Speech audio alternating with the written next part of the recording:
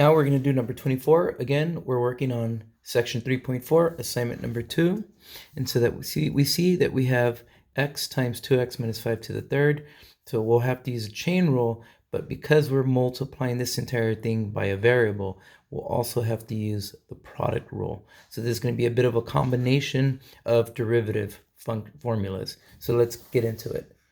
5 prime of x equals, so it's always with the product rule, we'll call, well, this is the first function. It's the first function by itself. You don't do anything to it, times the derivative of the second function, so dx of 2x minus 5 to the third, plus the derivative of the first thing,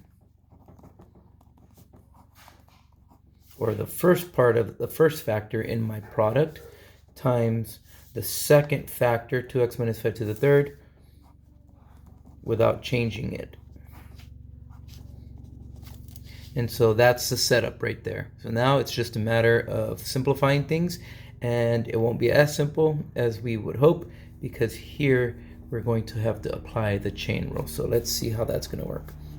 So x times, okay, so the derivative of this type of a composite function, once again, we use a chain rule. So we bring the 3 to the front, times everything that was inside. To the, instead of the third power, we subtract 3 by 1, and that's 2. Times the derivative of the inside, well, the derivative of 2x minus 5 is just going to be 2. Plus the derivative of x is just 1 times 2x minus 5 to the third power. Now it's just a matter of simplifying and cleaning everything up. So let's see, 2 times 3 times x.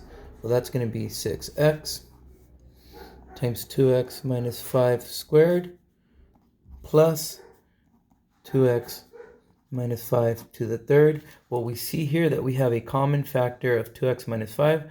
We have actually two factors of 2x minus 5 that we can factor out. So let's undistribute these two factors of 2x minus 5. And so we'll get 2x minus 5 squared times, well, what gets left behind here when we divide this entire term by 2x minus 5 squared? Well, we're just left with 6x. And when we take this entire, when we factor out 2x minus 5 squared from this whole thing, we see that we end up with one factor of 2x minus 5 left over. Now we don't really need these parentheses because this is plus, so 6x plus 2x, that's going to give us our last step. We're going to end up with 8x minus 5 here. So our entire answer for the derivative f prime of x is 2x minus 5 squared times 8x minus 5.